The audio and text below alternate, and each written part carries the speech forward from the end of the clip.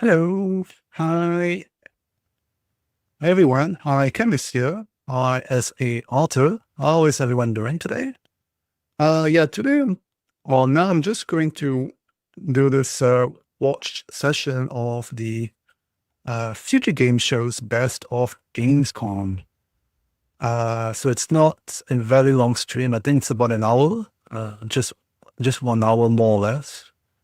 So it's much shorter than usual, but then it's just, since I wanted to watch as well, what were the highlights of the Gamescom event, which took place this week. So we've seen the opening night live session, we've seen the awesome indies, the future game shows, and all of that. But then today they are going to focus more on what they've seen actually on the expo floor. So not just game trailers, but also looking at actual gameplay of the games which was shown at the Gamescom event.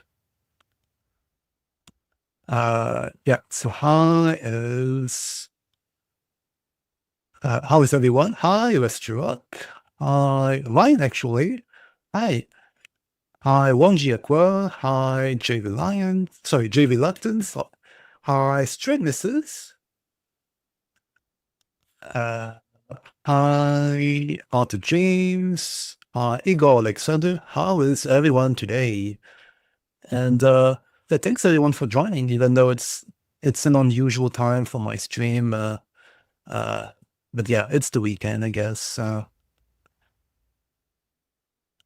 And let's see what else is in the chat. Straight Misses, you say you are coming back. That's why. Okay, I guess, you mean coming back on Twitch, I guess. Yeah, congrats on that. What else? Yeah, hi, Alta James on YouTube. You say you've been good. Ryan actually asked, what game are you most excited for? Actually, for me, it has to be the Lego Batman game, because it did look and feel unique. It's a bit different as well from the other traditional Lego games, in the sense that it did seem to incorporate some of the mechanics, the game mechanics of the Batman Arkham game. So I think that's the closest we will get to a new Batman Arkham game, for the near foreseeable future. So that's got me quite excited, because they look pretty good as well. And it seemed to also incorporate some of the elements from the recent, Dark Knight movies as well. So that does look pretty good. I hope it lives up to expectations. Hi Kujimo, hi SA Alter, hi Dennis the Manic, hi J2 Quiza08. Yeah, how is everyone? And hi Cam, hi Jamp on YouTube. Cam, you say Lego games are always amazing. Yeah, they do pretty well as well. I think it's quite hard to replicate the formula. There have been some attempts from other game studios, but then they haven't really been able to do that to replicate the fun, the humor of the Lego games. So that's pretty unique. Straight Misses, you say you can't wait for Arc Raiders. You're hyped for that, Arthur. Yeah. Hi, Jen, LFG on Twitch as well. Yeah. Vesturak, you say for better, Rocksteady is not the same studio it was when they made the Arkham games. Yeah. Yeah, these game studios, they do tend to change and evolve over time. People come and leave all the time, and there's many cases people still imagine that studio is the same as it was 5 years ago or whatever, but then now the corporate structure would have fundamentally changed during that period of time. All right, the show is going to begin now.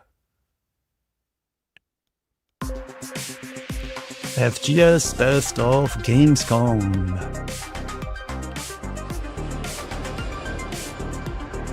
And Yusuf's employer, you say, they're just coming to say hi before going to sleep. Hello, no everyone, worries. and welcome to FGS Best of Gamescom. My name is Jules Gill, and the rest of the FGS team is scurrying around the show floor as we speak to bring you some exclusive content that you'll see over the next hour or so. I'm talking hands-on time with games that you desperately want to play, like Silk Song and Lego Batman, as well as games that you just need to know more about. And we've got exclusive developer interviews and some secret and special content planned along the way as well.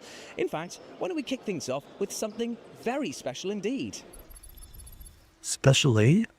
Oh, Resident Evil, I guess. Vikram? One of the biggest talking points at this year's Gamescom was, of course, Resident Evil Requiem. The 15 to 20 minute demo, depending on how much time you spend noping out and standing in the safety of the opening room, begins with new protagonist Grace Ashcroft strapped to a hospital bed, upside down, and clearly not here of her own free will. Oh dear. Grace is a new character in the Resident Evil franchise, and unlike Leon Kennedy, Jill Valentine or Ethan Winters, approaches the situations she finds herself in with a sense of trepidation. She's cautious and, thanks to her work as an FBI agent, leans on her skills of deduction and analysis rather than weapon handling. She can even trip and fall while running in certain panicked situations, if you're playing in third person, which definitely helps give you the feeling that you, as a player, and Grace are both feeling the same things as you play through. And that feeling is terrified. Continuing out of the room you wake up in and through the only open door, you move into the hospital corridors in a search of a way out. It's here that the graphic fidelity really shines. This footage is captured on PlayStation 5 and the lighting and atmosphere is the best I've seen in a game in this generation. The sound design is also on point, from Grace's breathing to the dull hum of the hospital strip lights struggling to spark into life after you flick the switch.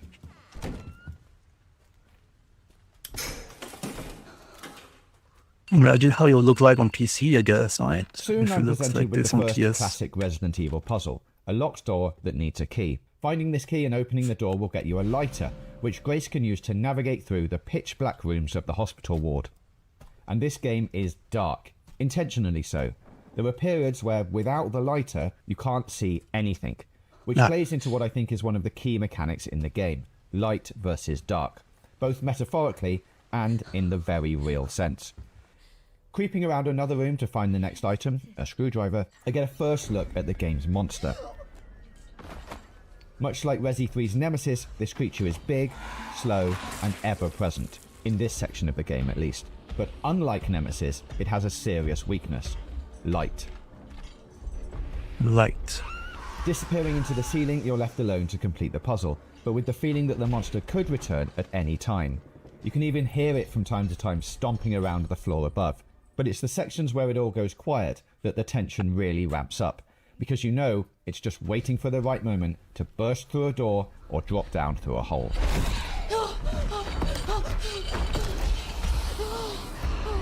The demo ends with Grace escaping into another part of the hospital, with the monster in hot pursuit. It's not going to be the last time we see these two running around dark corridors together, that's for sure. And it wasn't mine either. I instantly went back to play it all again in third person. An option you can choose at any point in the game by accessing the menu and changing the camera setting. I guess it just means I'll be playing the game through twice when it launches on PlayStation 5, Xbox Series X and S, and PC on February the 27th, 2026.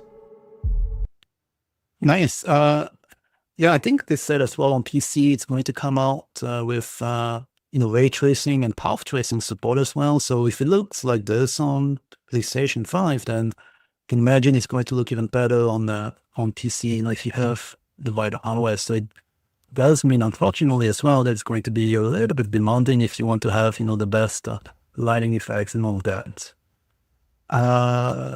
Let's see in the chat as well. Yeah, hi, Ren Harlock. How are you doing today? Hi, Caldo, the gaming hermit. Hi, Gamer Boy. Hi, let's see who else is on the chat. Get that down. Yeah, okay, let's go on. I know, check this later on. That was Resident Evil 9 Requiem. Up next, Nathan is going to summarise everything that you potentially missed in opening night live in just 2 minutes. Oh, Gamescom that's 2025 nice. opening night live, hosted by Sir Jeff of Keighley, kicked off with a world premiere of Call of Duty Black Ops 7, unveiling a campaign, co-op story mode and a fresh PvE endgame mode. It's slated for release on November 14th. Capcom followed with a chilling new look at Resident Evil 9 Requiem, where a phone call leads to a power cut, which leads to a robed man recreating his favourite moment from Manhunt. Oh, we're going to get demonetised. Blur that. Thank you. Not long to wait until this entry launches, though. It comes out on the 27th of February next year. Onimusha, Way of the Sword, gave us another look at the revived samurai-style strategic combat, and Hollow Knight Silk Song was once again delayed. I'm kidding. I'm kidding. 2025 release date was confirmed, and we were treated to some new footage, so it's all good.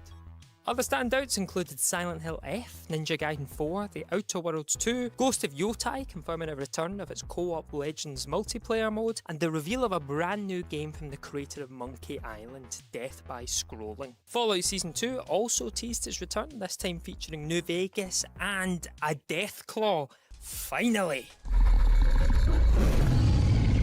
But of course, Jeff always has one more thing up his sleeve, and this time it was a cinematic surprise in the form of a new Black Myth game to follow up 2024's Black Myth Wukong. Arguably the biggest surprise of the night though was LEGO Batman Legacy of the Dark Knight, an evolution of the series similar to the recent Skywalker saga that features an open world Gotham, an Arkham style combat overhaul, and a story that's set to incorporate key moments of Batman's cinematic history. Coming in 2026, it looks set to scratch that Arkham itch that your doctor says isn't a real medical condition. Yeah, I'll be the judge of that. But I tell you what, why don't we just cut to the chase and give you a hands-on with this bad boy? I'll pass over now to myself, live at the scene of the crime.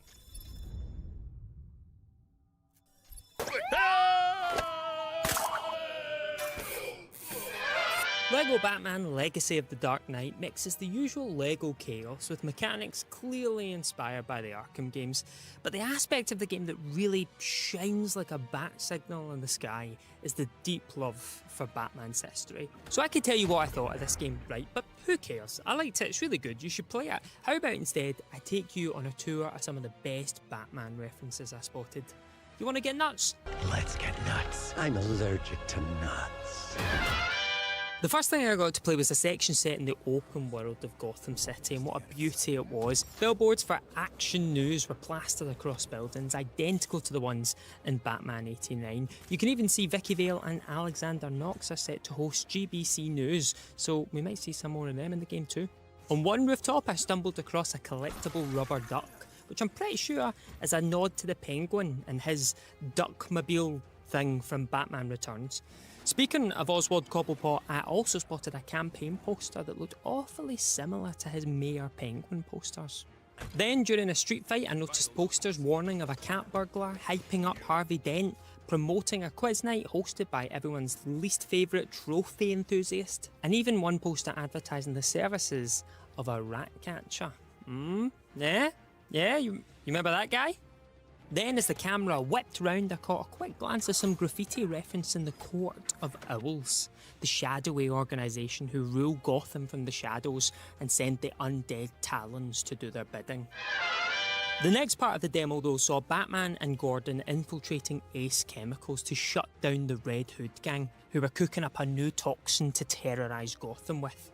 While the Red Hood has been a staple of Batman lore for a long time now, the Red Hood gang as a concept, and their leader being Red Hood 1, comes directly from Scott Snyder and Greg Capullo's Zero Year, where the duo reimagined Batman's origin for the New 52 era. When Red Hood showed off his toxin, it was in a bottle labelled Smilex, the laugh-inducing chemical favoured by Jack Nicholson's Joker. With a new secret ingredient! Smiley. What is this? Then the demo's explosive finale leaned heavily into Batman 89, recreating several iconic lines and visuals in glorious LEGO form. You ever dance with the devil in the pale moonlight? But my absolute favourite deep cut, well, had to be this one. I accidentally knocked a Red Hood goon into a chemical vat, and he yelled, Oh no! It's boiling acid! Exactly like the panicked bank guard at the beginning of Batman Forever. Oh no! It's boiling acid! Oh no! It's boiling acid! So there you have it, a deep dive into the Easter eggs of LEGO Batman Legacy of the Dark Knight. Trust me, this game is shaping up to be more fun than a bat credit card with no spending limit. And you can enjoy it when it releases in 2026. Wow, that was pretty good. Interesting spotlight, right, that they, the different parts of the show of Lego Batman. Like I was saying earlier, the reason why I wanted to see the best of Gamescom, the show is that it's they say that it would be focusing more on the actual gameplay of the alpha version of all the demos, which will be on the game floor. So instead of just looking at the trailers, trailers are great, of course, but then seeing how the game plays, I think it's pretty interesting. So yeah, I am still looking forward to the new Lego Batman game. Hi, Paul, how are you doing? Hi, let's see, who else? Hi, Dennis, how are you doing? Yeah, hopefully everyone is doing well. And yeah, like Restorac, you mentioned, Batman Forever, yeah, there's some pretty nice references to the Batman movie. So that's, I think that's a really good, nice addition. So I hope it lives up to, everything that they've shown us so far. That was LEGO Batman Legacy of the Dark Knight. Up next, we are speaking to the one, the only, the legendary Randy Pitchford about Borderlands 4. Borderlands. I'm Randy Pitchford. I am the founder of the Gearbox Entertainment Company, and I'm working on Borderlands 4. Borderlands, if you haven't heard about it, is fun. It's just, we sometimes don't care about the rules. We just care about joy, entertainment, surprise, delight, and just fun. And it's a shooter looter. And it's not just a shooter looter. We created the genre. And if you don't know what that is, it's sort of a blend between a first-person shooter and a role-playing game, where it's fun in the moment-to-moment, aiming and dodging and shooting and knocking targets down, but it's also fun in the long term, collecting loot, leveling up, becoming more powerful, developing skills and capabilities, and getting to become a god in this world that we're in.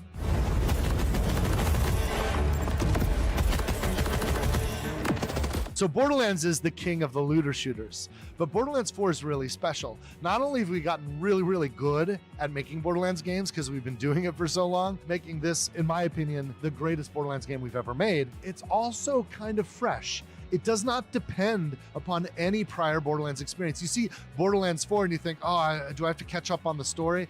Absolutely not. Borderlands 4 takes place in an entirely new planet with entirely new characters. If you've played a Borderlands game, you will find the connection. You will feel familiar, you'll feel comfortable, but you'll also feel the connection with the story. But if you've never played a Borderlands game before, it's the perfect jumping off point because it is a new setting, a new storyline, and new characters. I know for a fact that whenever we've made a numbered sequel for Borderlands, we get about 30% of our players are joining us for the first time. And so we knew that going into it. So we made Borderlands 4 to be the most inviting version of a new Borderlands game for new people. Heard you were rounding up some vault hunters. Reporting for duty, boss. With each game, we push boundaries, and we can see those times we've gone too far. Sometimes it's in a game mechanic, sometimes it's in a story decision or a tone decision. The fact that we're now in our 4th iteration means we've seen the extents, we've seen the boundaries, we've seen when we push the pendulum too far in one direction, too far in the other direction, and we know where the bullseye is. And that's, I think, to the benefit of all the gamers.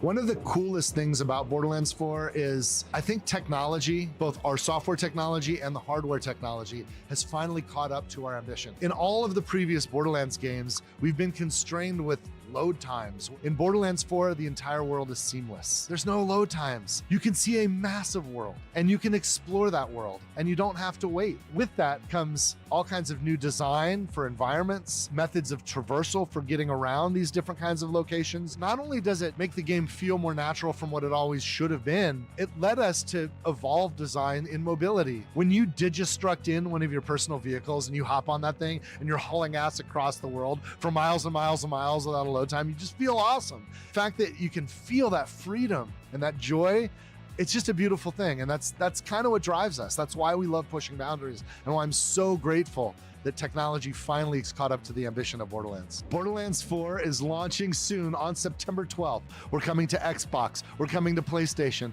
we're coming to Windows PC, and not long after, we're also coming to Nintendo Switch 2. It's very, very exciting. Jump in, wish list now, pre-order now, get it. There's lots of goodies for you if you pre-order, so jump in.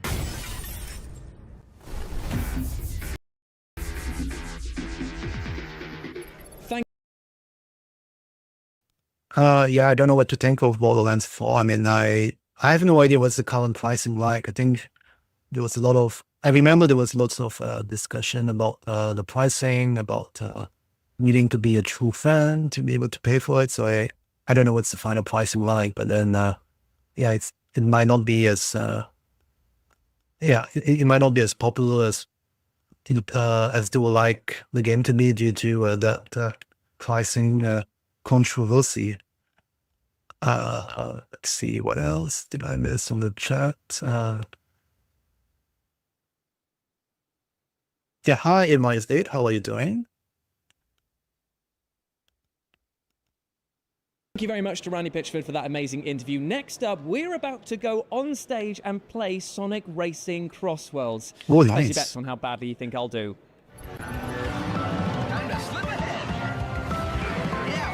So I'm just going to say it. It's time we stopped pretending that Sonic racing games aren't top-tier contenders. All-Star Racing Transformed was an utter banger, and Crossworlds really does carry over that same vibe and confident swagger. With blistering visuals and a whip-like speed, Crossworlds is a blast to play, especially on a stage that is as grand as this.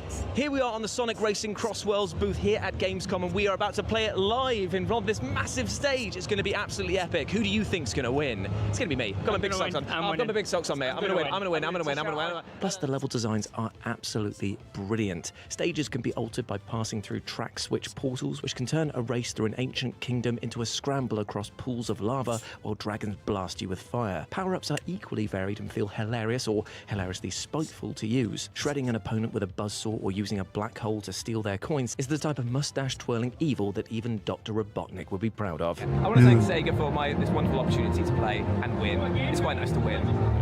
I don't want to talk about it. Get that camera back. Plus, there were so many vehicles to customize and choose from, and a roster of races bigger than most fighting games, so it means that this is a content goldmine that is just waiting to be explored. And yeah, I did come third. I don't want to talk about it. Oh, they should have shown more. I wanted to see more Sonic, but yeah, okay. I'm Aaron. I work at Luna Software, and I'm an artist and designer working on a game called Routine. Routine is a 1980s vision of the future. It's a sci-fi horror game set on our moon. It's all about atmosphere, making people susceptible to any type of fear and scary thing we want to play with. And there's a lot of analog love and appreciation in it, from CRTs to just the grime of things, the weight and tactile nature of hardware and stuff like that.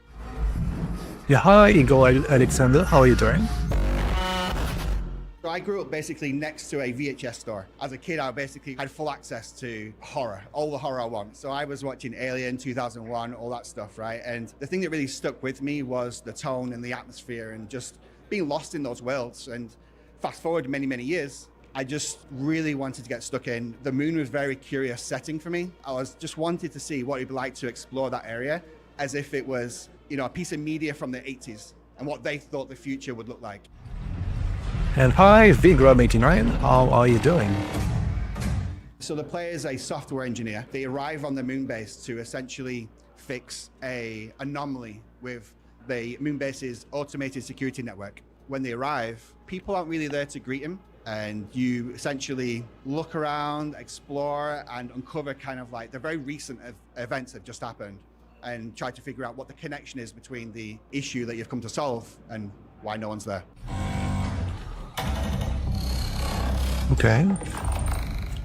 You have a tool, which is a multi-purpose tool. We didn't want to create lots of different tools like weapons that had one function. It was the idea of creating a piece of hardware that felt like a piece of hardware. It would help you solve puzzles. It will help save your data as you progress, or you'd have to find in-world projections that you connect your cat to, which is what the name of the tool is called. So it's called the CAT, and it stands for Cosmonaut Assistance Tool. With that, you can connect to projectors in the world, which display your PDA. So you can see tasks, you can save your data, and so on. It can help defend yourself a little bit as well. So the CAT is definitely something that you have to manage, like a lot of hardware from the 80s. Things like batteries, different value depending on which function you're using. Like with the defense, will take a lot more battery, some not as much for like maybe puzzle solving. You can find batteries scattered throughout the world. As you've seen on the CAT, it features a CRT. The CRT can be affected by like a magnetic field, for instance, and it will mess up the distortion and the convergence of things on the screen. So it's kind of like an environment hazard without hurting the player. The next thing I would say is the AI and how the player can kind of interact with them. So horror generally can be split in two ways. You have horror that is more focused on combat, and horror that is strictly just, there's no combat, it's more psychological. We kind of fit in the middle a little bit. Defense with the CAT is kind of an option, but it won't give you a lot of power. It will help you evade, help you survive, but it's definitely not a weapon that you're gonna cause destruction with, that's for sure.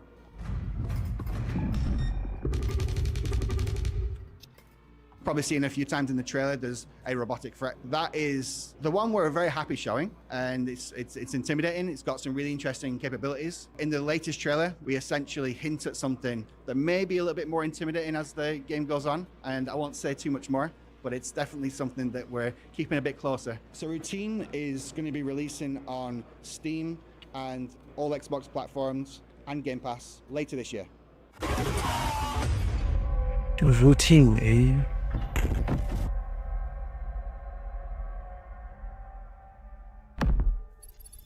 Next up, we are off to an undisclosed location to talk about the mysterious new project from Zaum Studios. That's right, it's time to talk about Zero Parades. Hi Shiva, how are you doing? Relentless. This is a very exciting time at our studio. We just announced Zero Parades, our new game at Opening Night Live. Zero Parades is an espionage CRPG that takes heavy inspiration from both espionage fiction and weird sci-fi. So it's a highly paranoia-drenched experience where you get to experience metaphysical horror and miracles. The protagonist of Zero Parades is a spy named Herschel. Herschel, at the end of the day, is not a pleasant person to be around. She's brilliant in her own way, but also deeply flawed, deeply weird, has her strange obsessions that kind of contradict whatever it is that she needs to accomplish as a spy in theater. All of the people in her life that have placed their trust in her have been burnt painfully and traumatically, and Herschel as well. You know, she's a deeply traumatized individual. What happens if the very people that you need to pull off your mission are the ones that you betrayed so horrendously in the recent past that they're either dead or completely unwilling to even speak with you? What happens if those are the people you're gonna need? We define ourselves as a narrative first studio. You know, we're not in the business of making platformers or action games or strategy games. It just makes sense for us to kind of put story first and do what we know. So the story comes first and foremost, and cannot wait to share the story with the players. Thank you for being curious and excited about Zero Parades. Wishlist now on Steam is what the cool kids would say, I guess. I, for one, cannot wait for this game to come out, and I love the fact that failure will allow me to carry forward in life rather than stopping me dead in my tracks, as it normally does. Up next, we're about to go back in time and catch up with all the things you may have missed from the Future Games show at Gamescom. Hot on the enjoy heels your of breakfast, opening night Cam. live, the Future Games show at Gamescom showcase exploded onto the scene, hosted by none other than David Hayter and Maggie Robertson, perhaps better known to many as Solid Snake from Metal Gear Solid and Lady Dimitrescu from Resident Evil Village. And while they both looked absolutely stunning, so too did the show's first world premiere, Hell Let Loose Vietnam, which is launching in 2026. Den of Wolves, a sci-fi heist experience made by the creator of Payday and Payday 2, made an attempt to steal the show shortly after, with its incredible incredible style, impressive amount of prep work that teams can take part in, and some absolutely wild gunplay. And you can check out the full new trailer on the FGS YouTube channel. And also looking to put their money where their mouth is were the creators of Skate, who talked about the heart and soul of this outstanding return to the franchise. We are light years ahead of where we were in the previous games, and now you can climb, and now you can swing, and now you can combine all of these systems together, and the depth of the skating is better and bigger than it's ever been. The world premiere of 1348 Ex Voto caused waves thanks to its intense action and superb voice acting, as did its now much anticipated release date of 2026. And speaking of anticipation, there's probably no hotter game on the horizon than Resident Evil Requiem. And in our interview with the team at Capcom, we got to see more of what horrors lurk in the dark for this hugely exciting mainline entry into the Resident Evil franchise, which also drops in February 2026. 待ち受けています。サバイバルホラーというゲームの性質上、グレースが立ち向かうクリーチャーの正体をここでお話しすることはできませんが、未知の脅威から生き残るゲーム体験を楽しんでいただけると嬉しいです。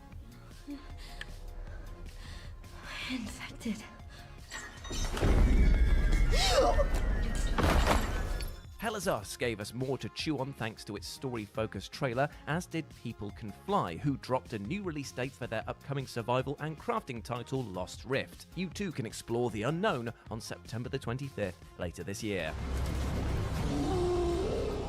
Clowns, Dreams and Guns, not just the name of my new rap album, but also the strange themes explored in upcoming existentialist shooter Dreams of Another. And then the oddity ramped up even further with Pizza Bandit, an intense action game in which you look to claim bounties, defeat monsters, and perfect recipes as you jump through different realities and timelines. Yes, I would like to make a strange reservation, please. But all I ever want Pizza. Saying that, there is one place that I don't actually fancy staying overnight, and that's the Vanderboom house shown off in Servant of the Lake, another showcase world premiere whose cutesy graphics were hiding a horror lurking within this mysterious estate. Now, when BPM Bit Crushed was shown off, I did a dance of happiness that my doctor has said never to do again. But can you blame me? The hit shooter in which you can only shoot and reload on the beat got given a new art style, added roguelike features, and keeps the cutest mascot ever? Plus, you can use your own music now. This game is not ready for my unhealthy love of grindcore. And also hitting the high notes was Hotel Barcelona, the newest project from both Suda51 and Swery, aka the minds behind Deadly Premonition and No More Heroes. As you might expect, the footage was unhinged, off the wall, and immediately went straight onto my wish list. Plus, by the way, stick around because we're later chatting to the one and only Suda51. What the f*** are you doing? Can't you see I'm working here? Later on in the show, making his triumphant return was Styx, who thanks to a new gameplay trailer showed off what this foul-mouthed goblin can really do in Styx Blades of Greed. This stealth action title with a liberal dose of magic and mind controlling is coming to consoles and PC in fall 2025. Now, if you ever wished your aerial dogfights had more literal dogs in them, then you must have loved seeing Wild Blue, a title that pays homage to the likes of Star Fox with a huge dose of 90s early morning TV charm. And if you wanted your bounty hunting to have more howdy partner, then you'd have been blown away by Bounty Star. Here you build and maintain a mech suit in the wildest of western settings, slinging guns and ticking off names on your revenge bucket list. There you are. All better. With its stunning graphics and intriguing approach to hacking and puzzle solving, Pragmata caught the world's attention when it was originally announced, so we were thrilled to chat with the team from Capcom on its development, its characters, and even a few teasers of future content. One of the standout features of Pragmata is the combat system, in which both of our protagonists must work together. Diana can hack enemies, which opens up their armor. Hugh can then come in with his arsenal of various weapons to shoot at their now exposed weak spots. Now, as sad as it was to see the show come to a conclusion, there was of course one more huge reveal, and we just need to talk about how amazing it was to see the Halloween franchise hit our screens in video game form. The tone, the music, the fact that John Carpenter was directly involved in its making was amazing to see, and the fact that this is both a single and multiplayer experience, well, that's left us screaming for more. Now, if you want to see every game featured on the show, you can head to the FGS Steam page, and when you do so, you can send that Add to Wishlist button into oblivion as you add all these fantastic titles to your lineup. Now back to Nathan on the Gamescom show floor, who's, what are you up to there, dude? I'm about to head in there to get a hands-on demo with LEGO Voyagers and have a chat with the team behind it, so I tell you what, why don't you come with me? Oh, nice. This looks good. I did not see this in the Hi, my name is trailers. Carsten Lund. I'm working on Lego Voyagers at Lightbrick Studios. I was the creative director on the projects. We're here at Gamescom, hanging out and showing it to the audience.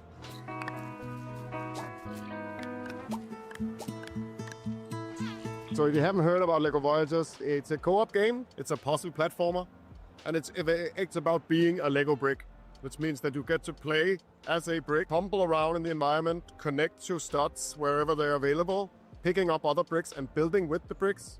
So it's a very unique take on how you play with Lego actually in a digital sense. So getting this close to launch is super exciting. We're so glad to have the audience actually try and play this game, and watching them having fun, laughing and stuff is just it's just a great feeling. We can't wait to show it to everyone and get it out there in the wild. What we are showing at this Gamescom Fun for Players is the introduction to the game and the sort of tutorials and stuff, and I can't wait to get them to actually play further in, where we start twisting the gameplay a little bit and give more interesting puzzles and stuff, and the narrative as well, right? There's gonna be a story about these two friends. They're just bricks hanging out, you know, and having fun and being friends, and they really want to become astronauts, which a lot of bricks actually dream about being astronauts. Yeah, so if you love playing co-op games with a friend or with a parent or with a child, this game is totally for you.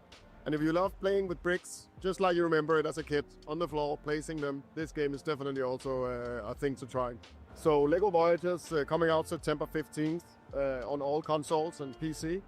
And if you have a friend and you already bought the game, the friend can download the Friends Pass, so you get to play with only one copy. So go and wish this now. I can't wait for you guys to play. Interesting. Thank you very much to the developers over at Lego Voyagers for that lovely chat. Up next, Amy has played Hollow Knight Silksong, and she is absolutely positively desperate to tell you everything about it.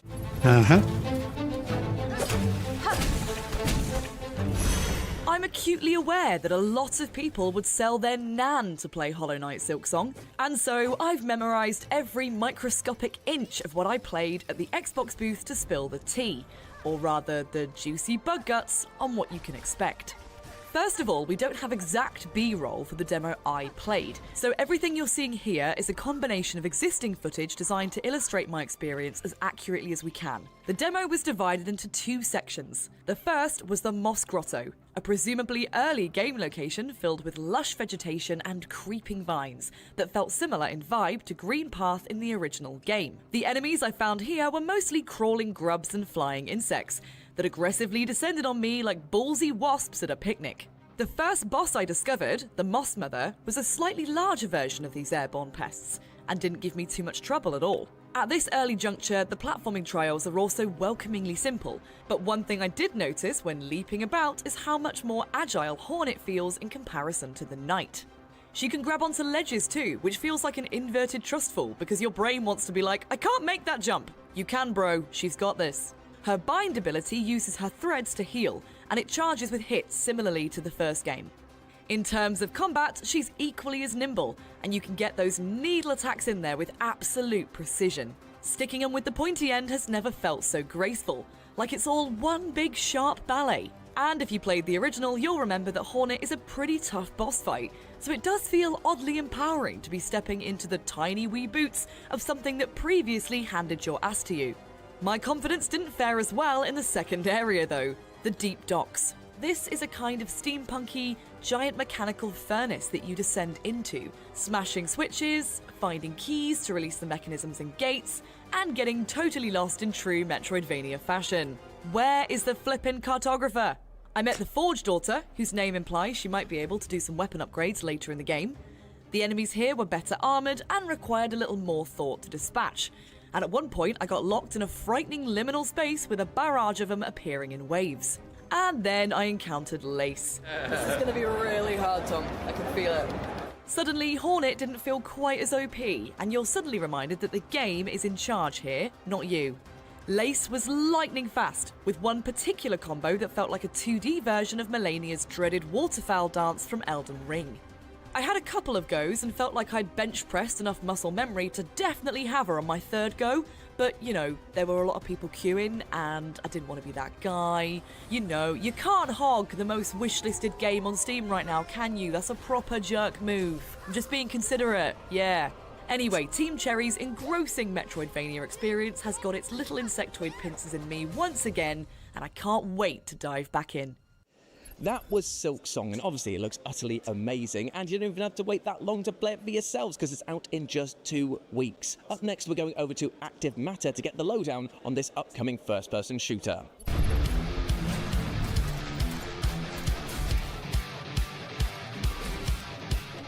Hi everyone, my name is Sebastian Thomas, and I'm one of the lead community managers of Active Matter. Picture this. You're a lone operative sifting through the ruins of a world that was shattered by a quantum catastrophe. Mind-bending anomalies will twist gravity and space topology right before your very eyes. Dozens of players equipped with authentic modern weapons and military gear will clash over the sources of the substance that is known as active matter. The creatures you'll face have also been utterly consumed by the same substance. They can now dash, they can explode, they can fly, they can crawl. They can do all sorts of things, even wait for your lapse in judgment by standing still. Even your fellow operatives, though, aren't safe, because overexposure to that same substance can turn them into the very monsters that you're hunting. Oh, dear. Active matter is set in a world that bends the laws of physics, but maintains the laws of ballistics. You'll wield real-world weapons, tactics, and gear, but apply them in places where gravity flips sideways, where bushes don't always stay still, and where enemies from other timelines will lurk inside the abandoned secret laboratories you'll find in your raids. My favourite part about Active Matter would have to be the ability to hard flank the enemy. And I'm not just talking about ordinary, typical, or standard flanking as you might expect. No. I'm talking about using strategies you simply don't see in other games. A new definition of flanking is created by Active Matter. No, the enemies are not just around the corner or popping out from behind you as standard flanking might imply. They're clutching on the side of the wall like a spider, or upside down on the ceiling, or tilted at some crazy 45-degree angle to get the perfect, but normally impossible, sightline on you. Experiments with the gravity anomalies, portals, and so much more you'll find to get to these hard-to-reach areas like the underside of a damn floating cargo ship. You can make it so you have a shot anywhere they try to hide, and they would never see it coming. It's multi-dimensional combat at its finest. Active Matter is set in a shattered multiverse, where different timelines and parallel worlds are actually a core part of the gameplay and the story here. You'll see exactly what I mean when you try out the game for yourself. Go it alone or squad up, play PvP, PvE, or even PvPvE game modes. Active Matter is a hardcore military shooter designed to challenge you, and also leave you craving a lot more, as it has done with me. Active Matter is already available for pre-order on PC for the closed version, which will be released on September 9th. This closed version is only available via the Gaijin store, but the Steam and console versions of the game will arrive in 2026. You can add the game to your Steam wishlist and wait, or purchase one of the editions and play earlier via the Gaijin store.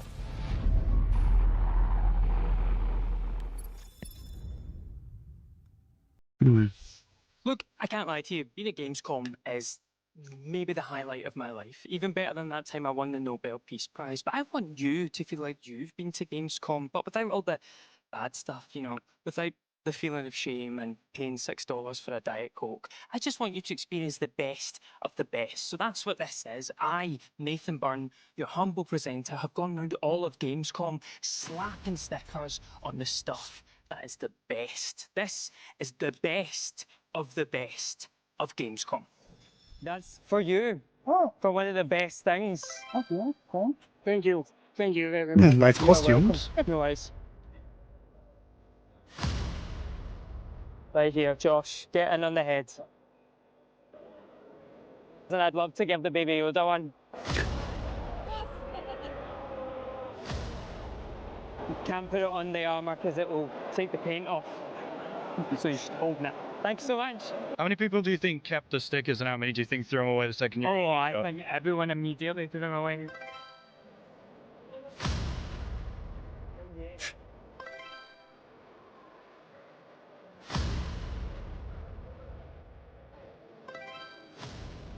Best of.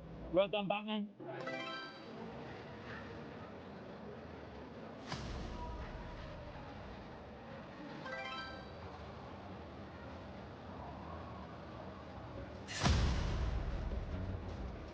most realistically rendered nose I've ever seen, so I gave that a best of.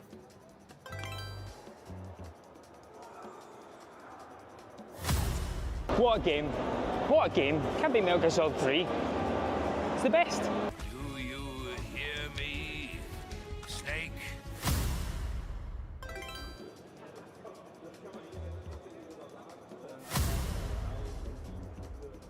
You come to Gamescom, you want to see a piece of machinery that can plough a field in 0 to 60 seconds. This bad boy's doing it.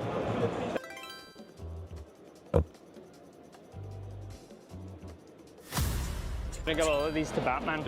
No, I'm giving all of them to Batman, Josh. Look, did you watch Jeff's show? Batman was amazing. It was easily the best thing in the show. You can't stop. I'm gonna give all of them to the big Batman because Batman. For some reason, SpongeBob's nose doesn't have the award on it anymore, so we're going back in. His nose. Boom, best nose at Gamescom. Well done, SpongeBob.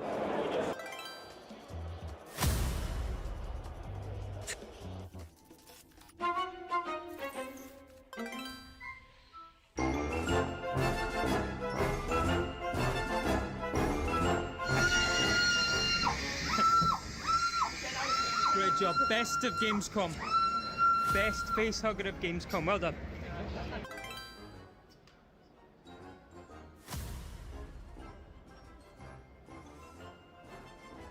Okay, so to give you a bit of context here, myself and Josh from the FGS team queued for roughly 10 minutes to get into this Stranger Things haunted house experience. So we get in and it's spooky and there's a big Demogorgon and then... Is that it? So funny. Best carriage of Gamescom. Yeah, this on there. Best of. So everyone knows. Everyone knows. Best of Gamescom. Servant of the Light. Look at this. Thank you so much. This is actually how I'm getting home. They're sending me back to Scotland in this, so. Do we press go? How do we move this? I've got to get back to Scotland like ASAP. I've got a dentist appointment, so if we could get moving, that would be great. There you have it, the best of Gamescom. So hopefully you feel like you've been now, and you didn't even have to wait 20 minutes to use a toilet. Lucky you. Next up, we've got something very special, an interview with the team behind Final Fantasy Tactics, the Ivalice Chronicles. Enjoy that. Did my eyes deceive me? My name is Maihiro, and I am the director on the Ivalice Chronicles. And then this is Yokoyama-san. She is the co-director of the title. So in the original version, there was a coaching element. So when I played the original version and I experimented with coaching, I felt it was kind of a bit of a hard to understand mechanic. And so after playing through it and feeling this way, I talked to Maihiro here about that, and I mentioned that to him, and he said, well, why don't you just adjust the feature so it's easier for you to understand? So I went ahead and I put a lot of work into fine-tuning this and making it something that is probably more easy to understand overall. What do you think makes you so special? Birth? Blood? We fight to end the aristocracy, not to become it. So we've done quite a bit of fine-tuning to the different stats of the characters. And of course, from the original version, we had Final Fantasy VII's Cloud appear as a guest character, and he will be making his return as well. And some people might remember that Cloud was a little hard to use and utilize within your party, but we have made some different tweaks that do improve upon that. And in order to use his special limit abilities, you needed a specific sword. But luckily for the Ivalice Chronicles, when Cloud joins your party, he already has the sword. So I hope that everyone will play and go and discover what is where the original sword was.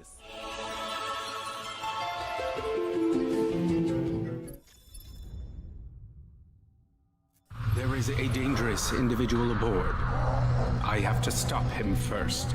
Star Trek Infection is not just a VR game, but it's also something we haven't really seen before. A survival horror set in the Star Trek universe. You play as a Vulcan Starfleet officer sent on a mission aboard the USS Lumen, but something has gone horribly wrong. There's no crew in sight and an unknown entity has infested the ship. Now it's inside your body, physically mutating you and unlocking dangerous new abilities at the cost of your sanity. Starfleet intelligence was right. There's a traitor on board. Maybe there's still a chance to save this ship. To be fair though, I mean, if I could shoot tendrils out of my hands and zip about like an intergalactic Spider-Man, I'd happily trade my sanity. It wasn't really doing anything for me anyway. There's a whole load of stuff here that Star Trek fans are going to love. You can Vulcan nerve pinch your enemies like an evil masseuse and set your phasers to stun or kill, whichever takes your fancy. Star Trek Infection is coming to Quest 3 later this year, with a Steam version to follow soon after. So if you've always dreamed of combining horror, VR and Star Trek, then you can make it so. Yeah, but it's VR only. Did that reference make sense? I hope that made sense. Up next, we're going to speak to the developers over at Reanimal about their visceral-looking title.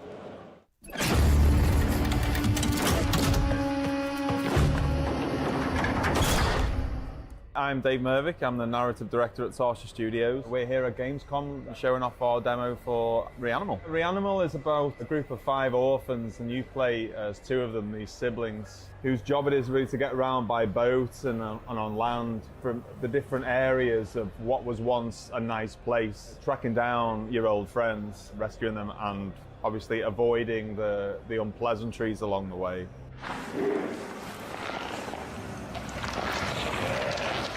At the core of this whole world and during their backstory is a violence, and violence really is seeping through the pores of this game in the music, in the way that we illustrate the world, and in things the kids face. And bit by bit, as you rescue each of your friends, you build up a picture of what it is that's gone on between these kids and why they need to get back together again.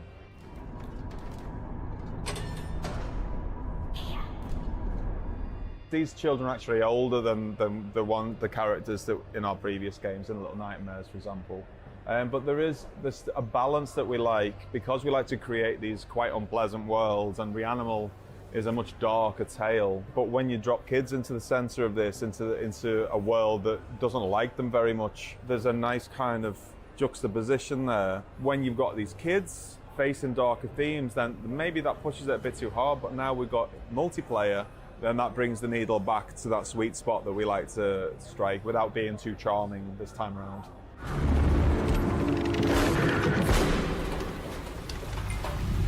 What we've got in the Gamescom demo is from a very early part of the game. It's not from the very beginning, but you've just landed your boat on the shore of this first main location outside a big industrial mill, and your job really is to go towards the danger and try and find your friend, and then make it out past the first main monster of this area that you encounter, called Sniffer.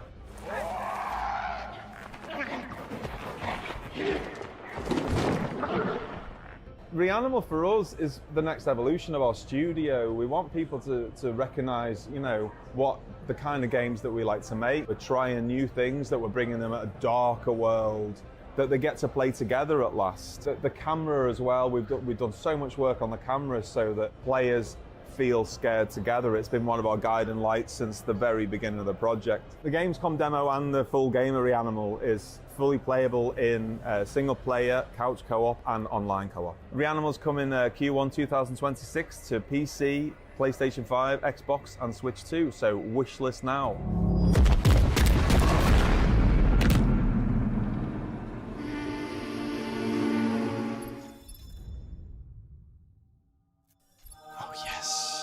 Oh yes, my Something friends. new, eh? Yes. It's time. Now, I have been banging on for years about how much I love the escalators here at Gamescom. No, you have weird hobbies. In fact, I love them so much that I have wrangled together a ton of developers to take part in an interview with a twist. And that twist is that you only have the time it takes to ride one of these escalators here at Gamescom 2025 to tell me everything about your game. This is Escalator Pitch.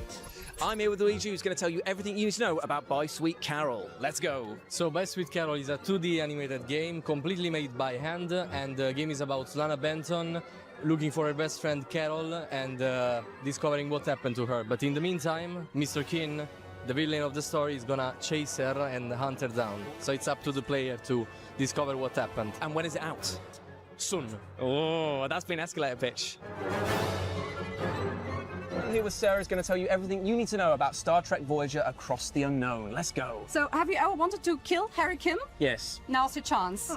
So, in our new game, you can slip into the role of Catherine Janeway. Okay. And manage Voyager and its crew yourself. And you can make different decisions than she made back then. So you can reshape the story of Voyager? Yes, you can. Amazing. Yeah, and it will be out on console and PC soon. That's Wish list it now. I'm here with Saffron, who's going to tell you everything you need to know about Cappy Castaway. Cappy Castaway is an adorable capybara adventure game where you play as a capybara and a crow that have been washed away to a mysterious island after a flood. There are lots of mysterious animals that you can meet, and you can make soup in our new demo. You can wish list it right now on Steam, and it's coming out in 2026. I hope you won't mind me saying, that sounds super. But that has also been Escalator Pitch. Yes, I said I'm here with David, who's going to tell you everything you need to know about Silica. Let's go. Silica is a sci-fi game where we are combining two genres together, real-time strategy and first-person action shooter.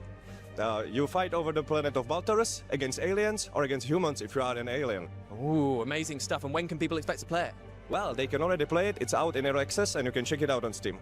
Perfect. That's been Escalator Pitch. I'm here with Thibaut, who's going to tell you everything you need to know about Eversiege. Let's go. So it is Eversiege. You play this badass armor to liberate Bastion, and for that we'll mix together well-known genres, the level action of MOBA, the management of RTS, and the replayability of roguelites. That sounds amazing. And when can people get their hands on it? We should be in early access end of this year. Amazing stuff. That has been Escalator Pitch. I'm here with Luke, who's going to tell you everything you need to know about World of Tanks Heat. Let's go, baby. World of Tanks Heat is hero shooter meets tank action. You select your agent, customize your tank, and then take it to fast-paced 10v10 battles in familiar game modes like Domination, Conquest, or Kill Confirmed. Wish this us now and get ready for a World of Tanks you've never seen before. That sounds amazing, and that, my friends, has been Escalator Pitch. I'm here with Luca, who's going to tell you everything you need to know about Bloodgrounds. Let's go! Bloodgrounds is a gladiator turn-based tactical game. It has city management and team management. It's based on the Heroes of Might and Magic and all the great strategy games. Amazing. Yeah, it's set in a Roman Empire with a fantasy twist, and please play the demo and wishlist, yeah. And it's out this year. That was Escalator Pitch. I'm here with Mac, who's going to tell you everything you need to know about Last Flag. Let's go. Last Flag is the first ever real capture the flag shooter where you can hide the flag anywhere on the map with your team of 5, find the enemy flag, bring it back to your home base, defend it for 1 minute to win it, all while capturing radar towers to help you by eliminating search areas on the map. Amazing. And you can play it free next week on Steam. Last Flag. That's been Escalator Pitch. I'm here with Eric, who's going to tell you everything you need to know about Coins, Crowns, and Cabal. Let's go! I'm Eric from Magni Games. We're making Coins, Crown, and Cabal. It's an economic, political, and trading online simulation, and you take on the role of a simple merchant as you turn a rundown settlement into a thriving medieval empire. Oh, that sounds amazing. And when is the game out? It's out next year, and put it on your wish list. Amazing stuff. That has been Escalator Pitch. I'm here with Kurt, who's going to tell you everything you need to know about Stormforged. Go!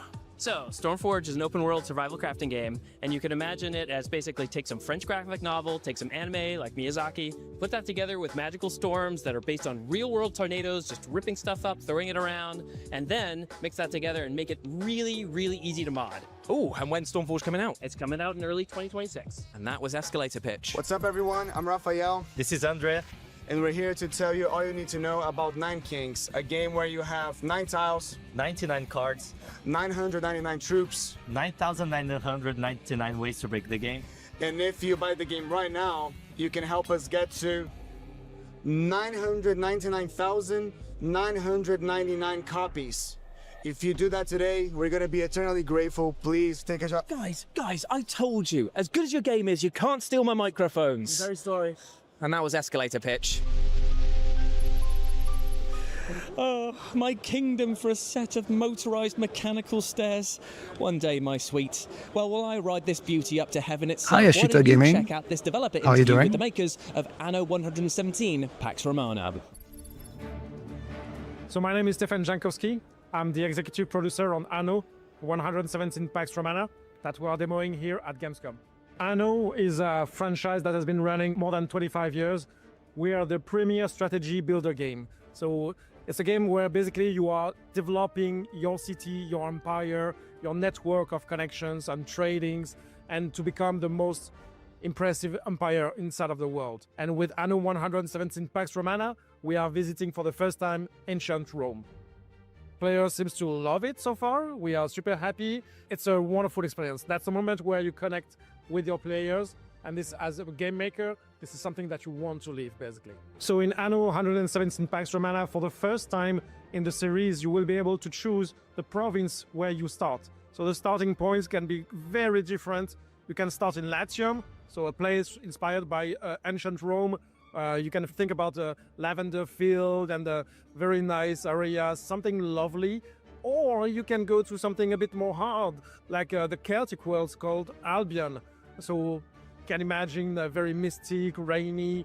So it's gonna be a very different mood, and you will start from the get-go where you want to start your province. Also, for the first time, we're gonna be releasing on console at launch. So you're gonna be on PC, Xbox, and PlayStation. So it's gonna be something also fresh for newcomers. So what we are bringing here at Gamescom for the first time is Albion. That's the new part of the world inside of Anno 117 Pax Romana, inspired by the Celtic world. So you can imagine this misty, very rainy area where you will discover this new province, their inhabitants and their culture, everything that is unique to them, and how you will have to expand your power inside of that region is going to be up to you as a governor to see how to develop the Roman Empire in this crazy alien world. So we are super excited to be at Gamescom and for the players to play the game for the first time, but we know not everybody can come to the Gamescom event, so we have a little surprise for them. Starting September the 2nd, on PC, you will be able to download the demo and play for the comfort of your home. It's going to be a limited time demo, so don't wait too long for that, and you will be able to discover our new world for Anno. Anno 117 Pax Romana is releasing on November the 13th this year, 2025, on PC, PS5, and Xbox. You can also wishlist, of course. You can pre-order. It's even better for us, of course. But don't wait, because it's gonna come very soon, and we are super eager to see you in the game. Just look at this booth, and a huge thank you to the developers of Anno 117 Pax Romana for that wonderful interview. Up next, I had some hands-on time with Cinder City, and here are my thoughts. So we managed to play a new game called Cinder City, which you might have seen under the previous game name of Project LLL. It's an MMO tactical shooter where post-apocalyptic Seoul is crawling with zombies and mechs. It's kind of like Call of Duty Zombies meets The Division. You're a father on a mission to find your daughter, and you can do this alone and go full Metal Gear Dad by slapping on a camo suit, turning invisible and sneaking past enemies like the world's most heavily armed chameleon, or you can squad up with up to 3 other players who will definitely not run straight into enemy fire while you're stealthing. So if that fails, then why not hijack a mech? Because, well, nothing says parental determination like stealing a walking tank or shooting rocket launchers from a bloody helicopter. Oh, and this world isn't just pretty, it is reactive. Procedurally generated content changes based on your situation, meaning no 2 firefights play out exactly the same. And while there are nicely designed zombies to fight, who, by the way, make the most unnerving sounds, there is also whatever the fresh hell this thing is. I don't know its name, I don't want to know its name, but it's giving off big Rat King vibes from The Last of Us, so I'm just going to call him Arm King. Oh, and one last thing to remember, young Padawan, while you can pilot the mechs, there's always going to be a bigger mech. Cinder City drops in 2026 for PC and console, so get ready to save your daughter, save the world, and possibly punch a mech right in the face.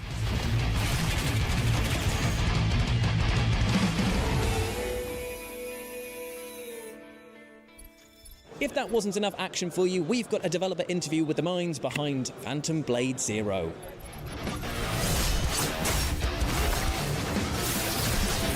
Phantom Blade Zero is an action RPG, something in between a Souls game and Baldur's Gate or Witcher. But it's like a playable Kung Fu movie, so all the movements are motion captured by real Kung Fu masters. So it's a fantasy world, but it's not like an average Souls game. Many people will mistaken us for a Souls game, but we have very clear narrative and very clear navigation on the map. But it's not linear, it's semi-open. The smaller scale ARPG. Like one is a Souls game, the other is the hack and slash Devil May Cry or Ninja Gaiden game. but with very high speed, fast paced combat, because we all love different ways to fight and different slower or faster. Just like you play in Call of Duty or Battlefield, there are tons of guns you can choose from, right? So you can feel different range and different fighting style with different guns. So that we call it like gun porn or something. Yeah, we would call our game blade porn. We have 30 main weapons and more than 20 secondary weapons. You can pick 2 primary weapons and 2 secondary weapons. So all these 4 combined together to build a set. Soft Snake Sword is my current favorite. In the surface, you feel this is not a very powerful weapon because compared to those huge blades, but actually it's the hardest. Yeah, if you use it in the right way, and it's very elegant.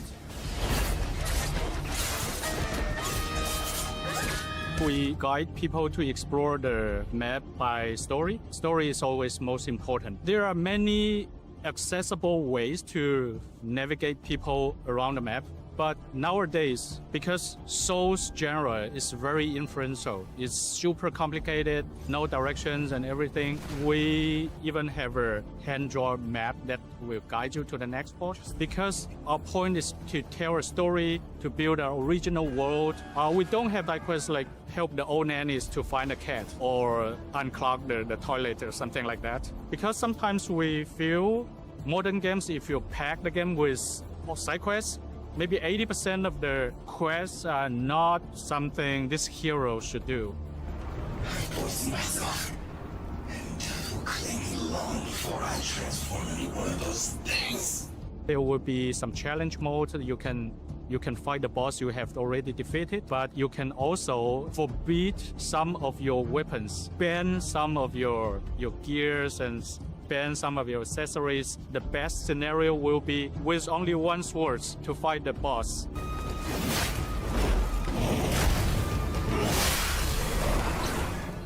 Yeah, Phantom Blade Zero is a new game you'll never see before. So you're welcome to follow our social medias like X, TikTok, and Instagram and YouTube. First day will be on Steam, Epic Game, and PlayStation 5 and 5 Pro.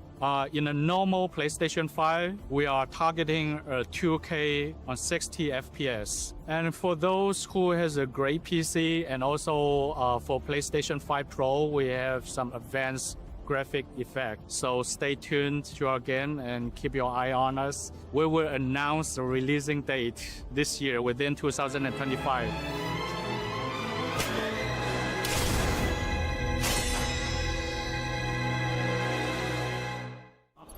That was Phantom Blade Zero. Up next, we're off to the wild world of PVKK, where the devs have something very special to show us.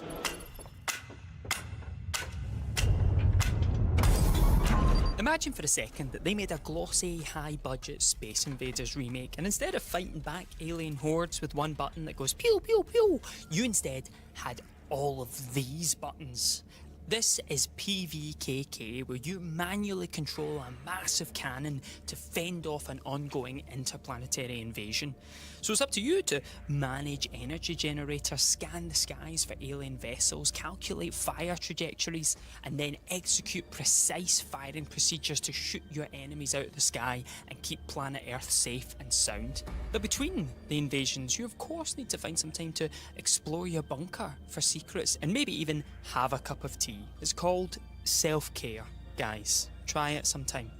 Now, in the version you play, those will all be virtual buttons and levers, but because I'm a certified pro gamer who owns 3 copies of Gitaruman, I got to play the PVKK demo on this. A real-life recreation of the missile control desk that I could touch with every single one of my disgusting digits. What a demo it was, though. There's genuinely nothing better than a big mad game with a big mad controller made specifically for that big mad game. I was spinning steering wheels, cranking levers, flipping switches, and smashing that launch control harder than a YouTube like button. And I don't want to brag and say that I was like the best at it or amazing or anything, but I did get a literal medal at the end of the demo, which, you know, I feel speaks for itself. I'd like to thank my parents, Let's thank my man here. Thank you so much. Now, there's no denying that the version of PvKK you play at home is going to be very different to the experience I had, but I've got no doubt that that core gameplay loop of targeting, calibrating, and then shooting your enemies out of the sky is going to be just as addictive as the time I spent with it here at Gamescom. No release date for PvKK yet, but it'll be coming soon to Steam, so keep an eye on your radar and be ready to shoot this one out of the sky.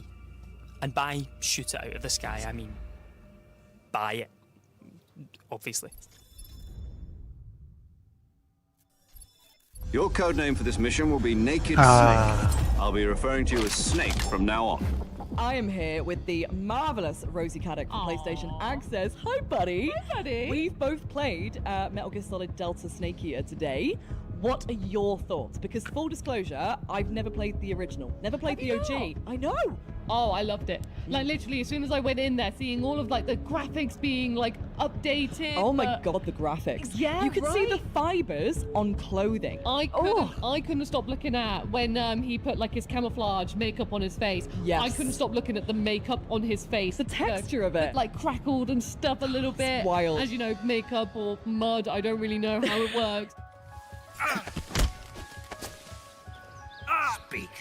One thing I was really excited also to see was how they were going to do the new codec calls. And of course, with the new character models, I thought it looked really great. You can like flick between perspectives of the characters. Like, you know, when they start off with their face like forward but slightly looking down, and then they can have like to the side profile. So literally, every time a new character popped up, I of course went through. I kind Every of reached a single point. mugshot. Yeah. Did you hold R1 to see the first person perspective in cutscenes? Yes, I well did. done. Is that iconic new? thing. No, so that is original as well. Oh, nice. So cool. already, it's kind of like a bit of an iconic thing that when you see it, you're like, oh, like always up to the corner just to see like what the first person perspective looks like. Yeah. So when it did pop up again, of course, I was like, oh, it's back. I've got to see what it looks like in these new updated graphics.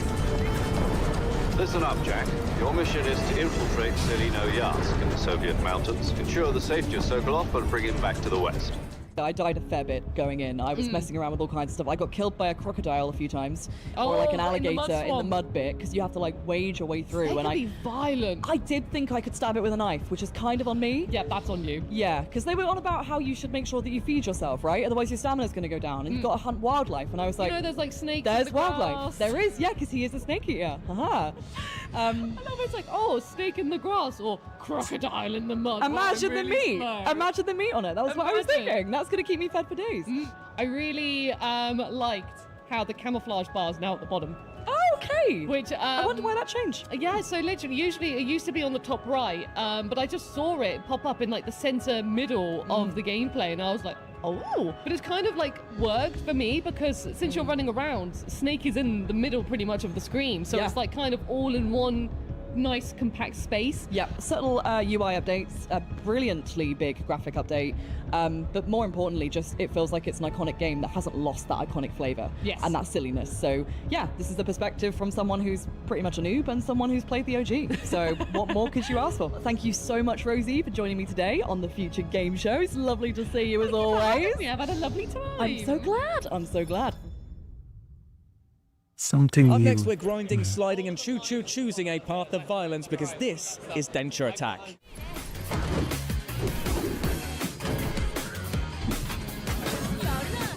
I'm Angel Beltran. I'm the producer and tech designer for Undercoders, and we are showing Dense Attack here at Gamescom. Dense Attack, in a nutshell, is Tony Hawk, but with Japanese trains. So you can imagine driving a train, doing these crazy tricks in a Jet Set Radio style art. It's a future version of Japan where there's been a climate disaster and everyone has to live now in these dome cities where air is purified. So basically all the rich people got there, but the rest got left behind outside these dome cities. All the infrastructure of the train railways have been abandoned. So some gangs have taken over them and invented this crazy sport called Dense Attack. In the story, you drive through Japan, meeting all these gangs in a shonen-style adventure. There are some friends, some rivalries, a bit of both with the same characters and stuff like that. Your main objective at the beginning is trying to beat the fastest train in existence, but from there are some nice surprises.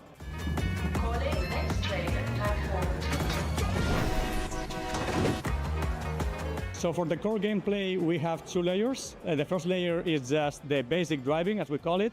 So you have to move with your train through Japan, going as fast as possible and get it to the end station on time. And on top of that, we have all these stylish layers. So you have to make tricks. Some of them are based on extreme sports games like kick flips, wall rides, greens, and all that. And then we have some more unique train tricks, such as double drifting, rail switching, also crazy stuff you've seen in the trailer, like driving a Ferris wheel. Wow, that's pretty unique. So the reference, of course, in terms of gameplay, there's Tony Hawk, Jet Set Radio, and those are the games that, for us, define how a trick-based game has to be. It's also Hi-Fi Rush, Persona 5. And outside games, we also took inspiration from anime, of course, manga like Initial D. Yeah, and also even for the music, we think it's something really important, and we are super happy to be working with T. Lopez for that. So the game is basically a single-player experience. I think what we tried with Dense Attack since the beginning is to keep that surprise factor when you first see a train tweaking and jumping and doing all this crazy stuff. But we really wanted these surprises to keep coming, so each level has to feel fresh and surprising. So you start with that train doing tricks, but then you get the Ferris wheel, you get the boss fights that you can see in the trailer, and we just want all this adventure to always keep being as fresh as possible. Dense Attack is coming to PS5, Xbox Series, and PC next year, 2026, and if you enjoyed the trailer and the game, please visit it. Up next, it is time to rock and roll all over the forces and faces of evil, because now it's time for Majam.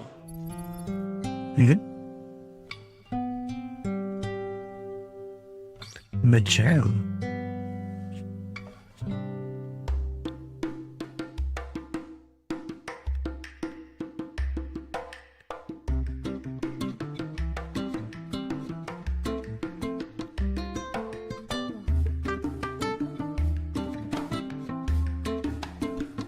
Yeah, the bus game was, well, was it a bus or rather a wagon from a train? That game was pretty unique, I think. Does remind me a lot of Dreamcast games, and does seem a lot of fun.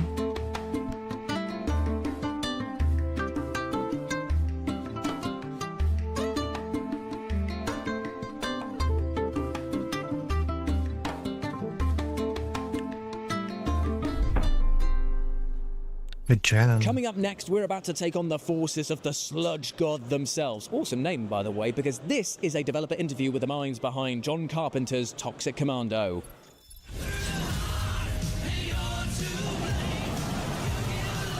My name is Tim Willits. I am the Chief Creative Officer at Saber Interactive. Toxic Commando is a 4-player co-op game where you are part of a squad and you fight thousands and thousands of infected in this containment zone. We quickly realized that a lot of the ideas and the design was inspired by the iconic movies of Carpenter. So we reached out to him. He was super awesome. He's given feedback on story and plot. We have like cool kick-ass John Carpenter music. He's led us to this personality and this uniqueness and this flavor and vibe that the game has, from the main menu to the story to the action. It has that Carpenter style to it. It was very inspirational. If you are a Carpenter fan, look for things that may represent those movies. When you see things, you're like, oh, that's that movie, or oh, that's that movie. Just keep your eyes open. Before playing Toxic Commando, you gotta watch 4 movies. You gotta watch Escape from New York, The Thing, the original Halloween, and Big Trouble in Little China. You'll get the horror, you'll get the action, and you'll get the over-the-top. Nobody half-asses it this time. Ruby. Ugh. First time you play Toxic Commando with your gaming buddies, bring up the menu, look around for some spare parts to arm your turrets and your defenses, and make sure you're geared up before you have to fight thousands of infected. If you've loved playing World War Z and Space Marine 2, along with games like Left 4 Dead and Back 4 Blood, then Toxic Commando is the game for you. John Carpenter's Toxic Commando will launch early 26. It'll be on all your favorite platforms, PC, Xbox, and PlayStation. And we have cross-play, so you can play with your friends on whatever platforms they like.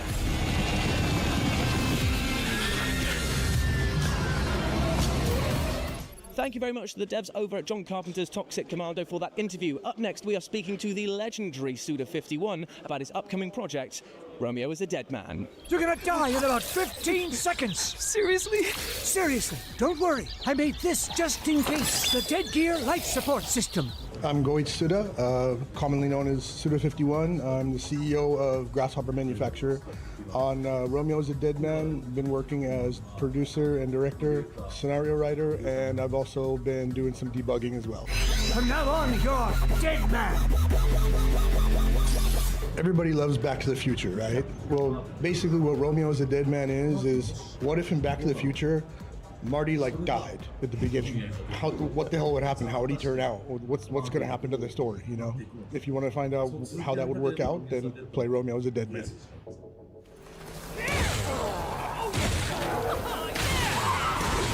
I'm not sure there were many zombies in Back to the Future. There was a game where you could time travel to different eras, and there was different zombies in these different time periods, like zombies from 1960s, 1970s, 1980s, and they kind of gradually evolved and have different characteristics and abilities and whatnot. And then I was like, okay, well, what if I just mashed up all these ideas together with Back to the Future and Rick and Morty and time travel and zombies, and yeah, it was pretty difficult to take all these different elements and actually make them fit together. But yeah, we did our best. It's basically sort of a fast-paced action. Oh, welcome game, back, Eagle. Yeah. We've done. And there's a couple things that I'm really looking forward to seeing how players react. Hi, Lephilis.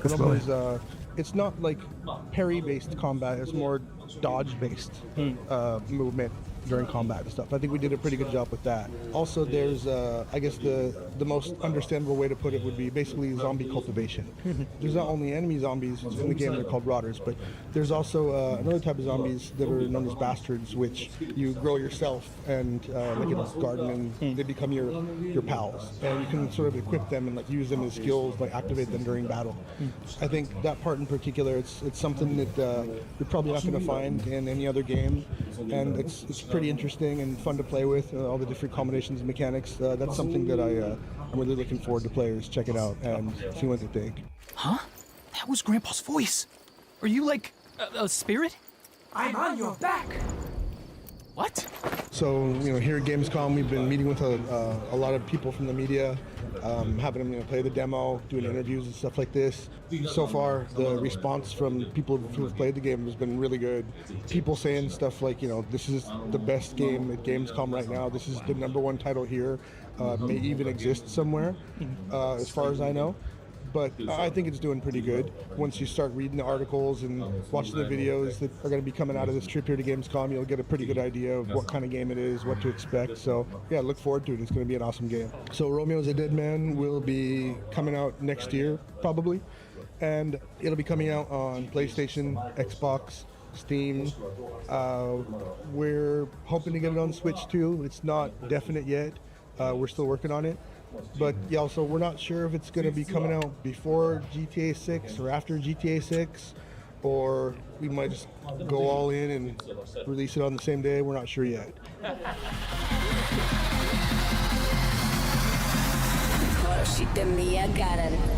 Thank you very much to Suda51 for that amazing developer interview. Up next, we're off to the world of Dying Light the Beast, where we also spoke to the devs about what makes this latest installment so utterly chaotic.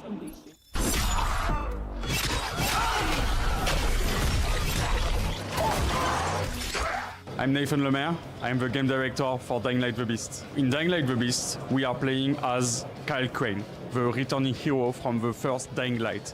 He was actually being held captive for 13 years, and he was being experimented on. So when he escapes, basically he's just seeking revenge against the people that are actually used him as a test subject.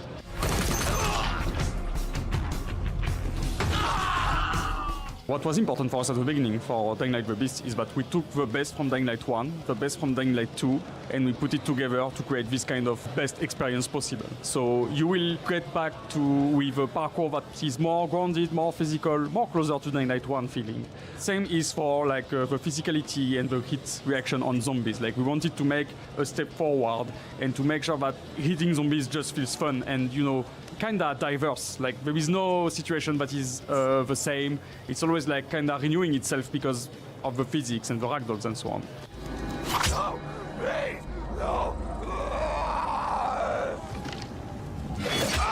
There is also the fact that we wanted to create new settings. With Castor Woods, we have created this unique kinda touristic station located in the Swiss Alps. It's a beautiful zombie apocalypse, I can say, because this is where people would go to vacations before the fall happened. A very good setting as well because it's very diverse, I would say. You have like you have a city, you have industrial park, and some other biomes that make the game always kinda renewing itself.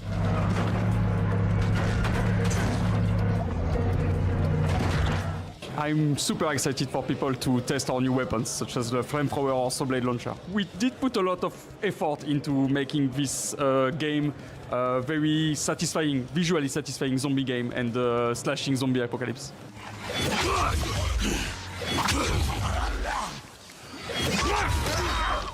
The Beast mode is one of our, new feature. Like it features a complete new skill tree, and it's really an ability that grows over time with Kyle. It's also a central part of the story itself. And with the Beast mode, we wanted to have like this kind of very like unleashing power, where suddenly you are not a prey at all. Like you are an ultimate predator. Like you can basically smash zombies, tear them apart completely, use your ability to jump higher, run faster, and it's like really the ultimate kind of ability for Kyle Crane. So Dying Light the Beast is coming out September 19th on PS5, Xbox One X, and PC. I won the place, and yeah, it's Dying Light the Beast.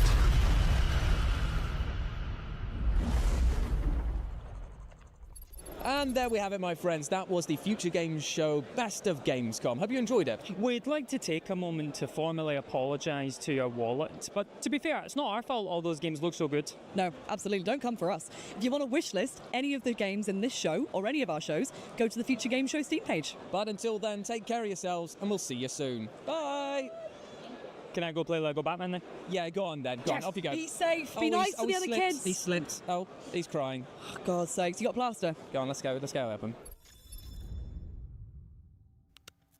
Alright then, looks like it's the end. So thanks everyone for watching, I really appreciate it. Have a great rest of the day or evening depending on where you are, or good night, yeah. And yes, I'll see you again soon in a couple of hours for the regular, regular stream.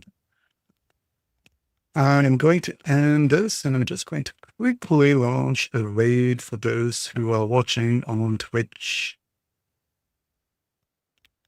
Assuming I can do it properly. And just again,